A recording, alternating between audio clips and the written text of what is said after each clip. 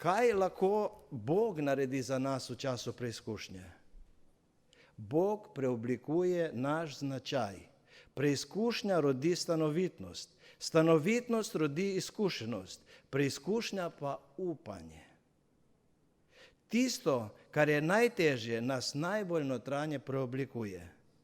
Daje večji pomen naši veri.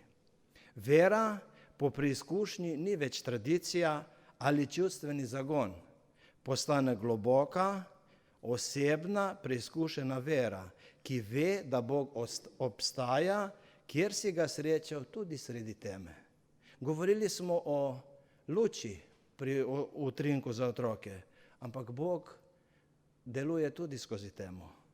Morda si danes v času preizkušnje v temi, morda moliš in se ti zdi, da te Bog ne sliši.